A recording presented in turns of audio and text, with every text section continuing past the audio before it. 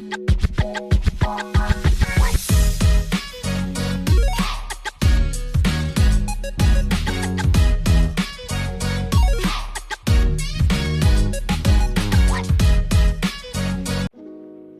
was possible and it happened, and the more you gather that for yourself, trust you me, you become untouchable, because no one can ever impose their limited beliefs on you when you have evidence of the opposite being true. No one can ever tell you, Hore, tsela it leads to a dead end, when you've walked it yourself. You've been through that path, and someone tells you that it's a dead end. It must be that their past experience, there was a dead end through their experience, but the recent one that I've walked, there is no dead end. So keep that for yourself. What I'm trying to say is that lived experiences can teach your body a new truth, and if you do not update those core beliefs, you may end up rejecting opportunities that were meant for you. You may misread possibility as danger. You may mistake growth for threat, and you may walk away from rooms you were invited because an older version of you still believes you don't belong there.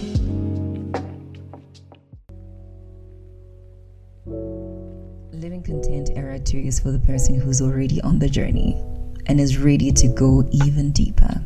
It's for the deeply reflective human who knows that the gap between external success and internal alignment is real and is no longer willing to paper over it.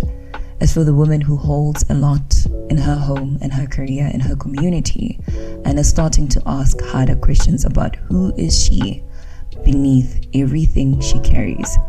It's for anyone who is excellent in every room and quietly unsettled on the drive home. It's for anyone who has done enough living to know that who you are on the inside shapes everything that happens on the outside, and who wants to talk about it honestly, without performance and without pretending. Before we begin today's conversation, I want to take a moment to acknowledge the significance of this day in South Africa. Today is Youth Day, June the 16th, a day that remembers the young people of 1976 who stood up, spoke out, and paid a price many of us will never fully comprehend. Whenever this day comes around, I find myself reflecting on the courage it takes to believe that a different future is possible, not only for yourself, but for those who will come after you. Many of the opportunities, freedoms, and rooms that we walk into today exist because someone before us refused to accept that things had to remain as they were. And while today's episode is not about history, I do think there is something worth carrying with us. That courage often begins before certainty. That change often begins before confidence, right? And that sometimes we are called to take up space in places that previous generation could only dream of accessing. So as we remember those who came before us, may we also honor their sacrifice by living fully, stewarding our opportunities well, and leaving a good legacy for those who will come after us. Now let's get into today's conversation. Hello sis and the brother in the room. Hello family. Thank you for being here once again. It's episode 2 of Era 2. Before we get into today's conversation, there is something important that I'd like us to establish together. You must be discerning with the content you consume and apply in your life. And this is not about the person sharing the advice online. It is about you. I say this because advice is often shared without the full context of your life. For example, you might hear someone speak about rest, and in your current season, rest may be exactly what you need, right? But someone else listening to the same message may actually need action. Rest is a topic on its own, and maybe we'll come to it. For some people, rest is incredibly difficult because their bodies have never truly experienced safety. If survival mode has been your default setting for years, you may not even recognize it when life has become safe enough to soften up. You may continue operating as though you are still fighting battles that have already ended. But I've also seen the opposite happen. I've watched people slowly give up on their lives and make rest their permanent address. And I think you might relate to this if I say this. We used to say this in a very jokey way. Those guys, that we used to talk about, those guys who used to be permanent residents at the corner. Whether we embrace it or not, a significant part of our lives and our legacy, if that matters to us, is shaped by what we choose to do with the time we've been given. And that is very much limited. It's one of the limited resources that we have, but oftentimes we act as though it's very much infinite, and it's not infinite. I don't want to come here and preach rest while hiding the reality of my own life. So let me say it to you. Most mornings I wake up at 3 a.m., right? After my daily devotions, working on the things God has placed in my hands. I have a demanding corporate job. I have a family. I have children. I have responsibilities. And somewhere in between all of that, this podcast is produced. So I don't want to pretend as though rest is all that I do. Yes, I do schedule rest in my calendar so that I can also come back to my creativity, right? I don't want to present a polished version of life without showing you the work happening behind the scenes, because I'll be wrong. I'll be doing such a detrimental thing to you. People online don't hold the full context of your life. No matter how certain they may sound, their advice is not personalized enough to consider your unique circumstances. So it's quite important that you practice discernment, because only you have visibility of what is currently happening in your life. Only you know deeply the realities of your life. That's why you'll often hear people say, take what resonates with you. But I think they are really pointing towards this discernment that I'm talking about. So if one week you hear me speak about rest and another week you hear me speak about action, it is not because I'm contradicting myself. Life requires balance. There will be times when we talk about healing, and there will also be times when we talk about what we do with everything we've discovered through healing. Because we do not want to build identities around pain. We do not want to build lives around victimhood. That does not mean erasing what happened, right?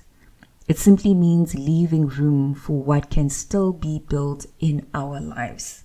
You don't want to surrender fully your life to pain and what happened to you, that you start blaming it for why your life didn't turn out the way you had wanted to. So there's a part on your end that you need to play to turn around what happened to you into something great. I deeply believe that that is very much possible. So I invite you to practice discernment, not only here with me, but throughout your life. Practice it with the content you consume, and practice it with the advice you receive, and practice it within your friendships and communities, because discernment helps you build healthy boundaries. It helps you recognize what is yours to carry and what is not. You cannot take medication for someone with flu when you have asthma. That was my real lesson for me. You cannot take medication that is meant for someone with flu when you have asthma. It won't work. In some shape or form, it will only work on the surface symptoms, but not the real core issue that you are dealing with. So you will be constantly be plastering the wound as opposed to dealing with the wound itself, right? Different needs require different treatment, and the work of discernment belongs to each one of us. So let's get into today's episode before I start preaching. One of the questions I struggled with the most throughout my life was, who are you? Or the slight more professional version of it, which is, tell us about yourself. I think those two questions most of us dread because we don't know what they truly mean, or we have not sat long enough with ourselves to really truly find the truth about it. For a long time, I didn't realize how much of my answers depended on who was asking. I didn't realize how much of my identity had been shaped by expectations, by performance, by trying to become what the room needed me to be. But after enough years of performing, something strange happens.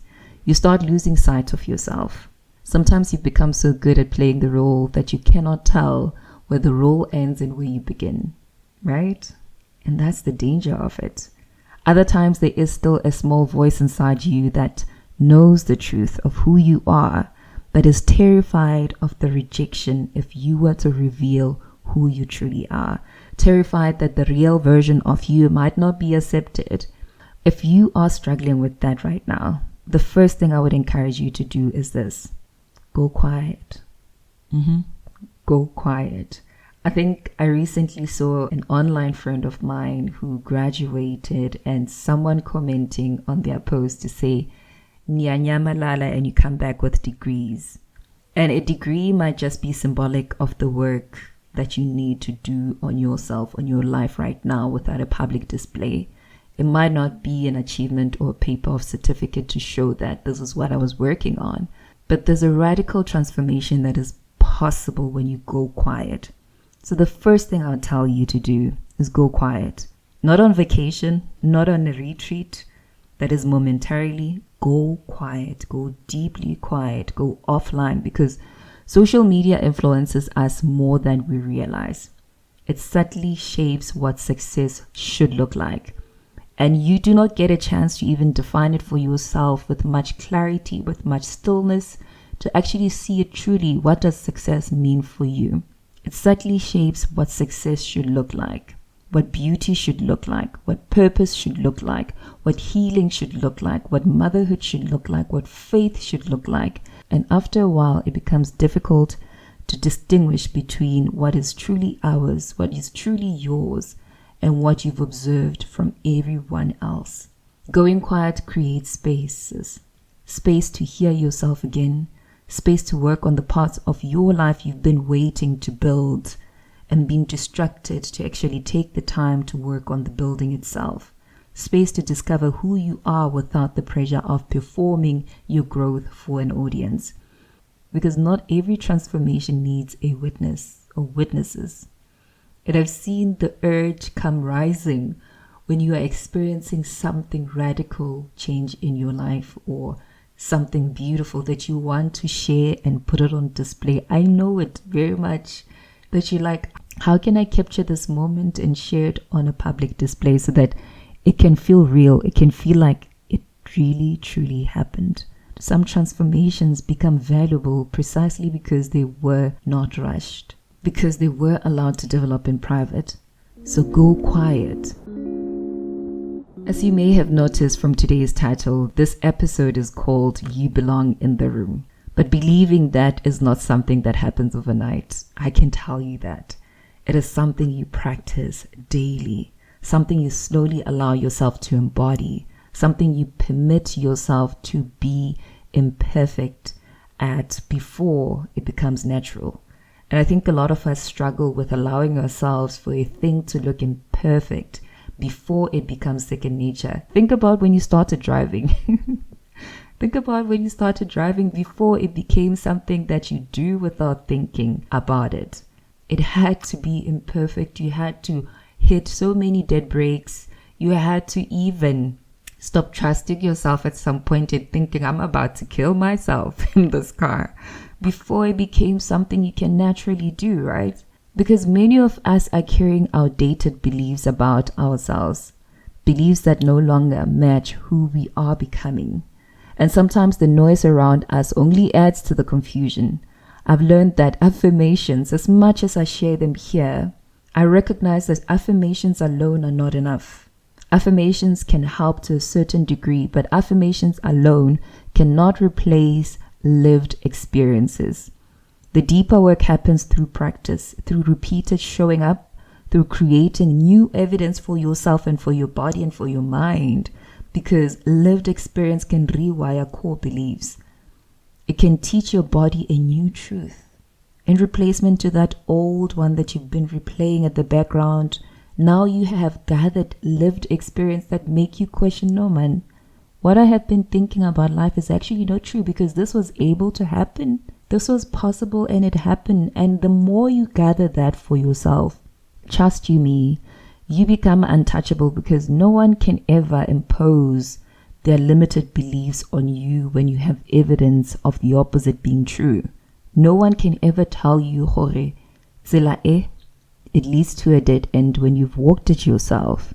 You've been through that path, and someone tells you that it's a dead end. It must be that their past experience, there was a dead end through their experience. But the recent one that I've walked, there is no dead end. So keep that for yourself. What I'm trying to say is that Lived experiences can teach your body a new truth. And if you do not update those core beliefs, you may end up rejecting opportunities that were meant for you. You may misread possibility as danger. You may mistake growth for threat. And you may walk away from rooms you were invited because an older version of you still believes you don't belong there. If you're wondering how to begin updating your core beliefs, let's start here. Allow yourself to step into the identity you're trying to build daily. I used to hear fake it until you make it, but allow yourself to step into the identity that you're building. Let your body create memory around it. Let yourself gather evidence. And I can tell you something. It will probably feel uncomfortable. It may even feel like pretending, especially when your circumstances still resemble an older chapter of your life. Especially when your past keeps presenting evidence for why this new reality shouldn't be possible. But your body needs new experiences, new memories, new proof.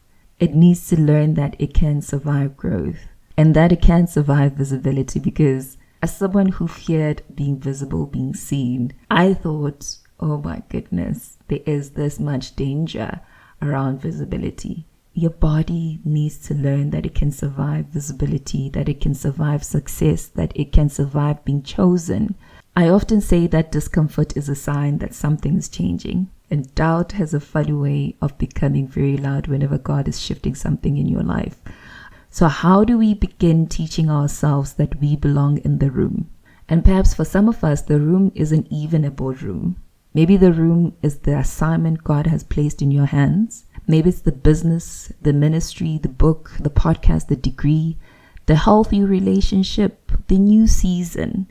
And yet every time you approach it, you find yourself looking backwards for evidence that you will fail. Today, I want us to explore some practical ways we can begin building evidence that we belong where God has called us to be. The first one is this: stop waiting to feel ready. Stop waiting to feel ready. One of the biggest misconceptions we carry is that confidence comes before action. And I see you buying courses to actually gain confidence. Lived experiences are the real course you need to build your confidence. Most of the time, confidence is built through action. Many of us are waiting for certainty before we start, waiting to feel qualified before we apply, waiting to feel healed before we love again, waiting to feel confident before we speak, waiting to feel ready before we begin. But readiness is often revealed through movement. It is actually found in motion as we do. The version of you that believes they belong in the room is not waiting somewhere in the future. They are being formed every time you choose courage over avoidance. Take the step, even if your voice shakes, even if your hands tremble, even if doubt comes with you. And then secondly, gather new evidence. When we are operating from old beliefs, we become experts of collecting evidence that support those beliefs. And I know it very well. If I believe I'm not good enough, I will notice every mistake. If I believe I always fail, I will remember every setback, right? If I believe I do not belong, I will interpret every challenge as proof that I was never supposed to be there to begin with. But what if you intentionally started collecting different evidence?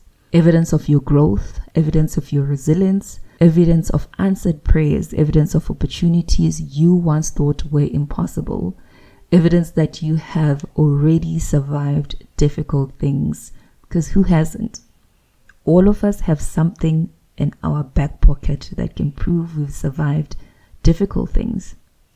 Keep a record, write them down, because on difficult days you will need reminders of what is already true. Okay? Then thirdly, let your life become an affirmation. Let your life become an affirmation.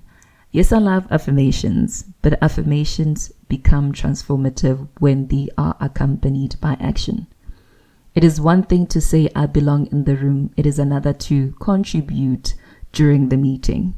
It is one thing to say I am a writer. It is another thing to sit down and write. It is one thing to say, I trust God. It is another thing to obey when the outcome is uncertain. Sometimes the most powerful affirmations is not spoken, it is lived. Then fourth, borrow God's perspective of you.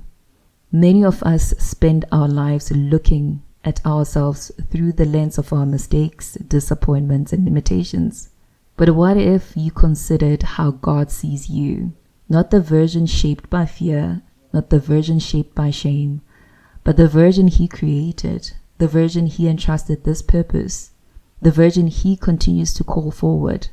There have been many moments in my life where confidence could not carry me. Confidence alone could not carry me. Where my experiences could not carry me. Where my qualifications could not carry me. But faith did. Faith that if God opened the door, perhaps my responsibility was not to question whether I belonged there. Perhaps my responsibility was simply to walk through it. And finally, stay in the room long enough. Stay when you feel inexperienced. Stay when you feel intimidated. Stay when everyone else appears to know more than you do. Stay when you make mistakes, and stay when you feel uncomfortable. Because belonging is not always immediate. Sometimes belonging grows through familiarity, through consistency, through repeated exposure to that thing, the very same thing that you're afraid of, through repeated exposure. Many people leave rooms too early, and I know this very much. Not because they are unqualified, and not because they were not welcomed, but because discomfort convinced them they did not belong. If I can tell you anything, do not let discomfort make decisions that purpose should be making. Stay, even when it's uncomfortable. Long enough to be familiar with the thing that once intimidated you. Long enough to see what God already knew about you that you had not yet known about yourself. Long enough to discover that you belonged there all along. And so before we close today's episode, I want to leave you with a few journaling prompts as we normally do. Not to answer them perfectly, but to answer them honestly. I think one thing that I choose to invite during these journaling prompts, or reflection questions rather, whichever way you choose to go through these questions, is to sit with them with as much honesty as possible. Not perfect answers, but just honesty. And as usual, I will share this on our social media page as well as on our Substack for those who are part of our newsletter. So journaling prompt 1. Where in my life am I waiting to feel ready before I can take action? Journaling prompt 2. What evidence am I repeatedly using to prove that I do not belong?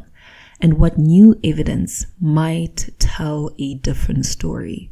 What new evidence might tell a different story? That's journaling prompt 2. And then 3. What room, assignment, opportunity, or calling have I been shrinking away from because I am still identifying with an older version of myself? Now on to our affirmations for this week. So to invite you into a quiet corner, be it physically or mentally, I do consider that you might be driving or you might be working, you might be multitasking. But if you can center yourself as I read along these affirmations to you. Okay. I do not need to become someone else to belong. I release outdated beliefs that no longer serve the life that I'm building. I choose courage over certainty. I choose participation over perfection. I trust that God would not place me where His grace cannot sustain me. I belong in the rooms He has prepared for me. And I will keep showing up until my mind learns what my spirit already knows. Thank you for spending this time with me. I do not take any of it for granted. As always, take what serves you and leave what does not, okay? Practice discernment. Give yourself permission to grow slowly. And remember that belonging is not something you earn through performance. It is something you learn to embody through practice. So from my desk this morning, while the world is quiet and the coffee beside me has long gone cold, I am grateful that our paths have crossed here today. Until next time, do take care of yourself. See you on the next episode. Cheers. Bye. Thank you for listening to this episode. I really do appreciate you for being here. Please remember to share your love openly here by subscribing, sharing these episodes, and also just adding your feedback on the reviews. So this podcast can also be easily found by those in similar journeys and needing the message here. I would love to hear how the podcast is helping you. So do share that too with me, and be sure to check the podcast out on Instagram. Keep well. Chat to you soon.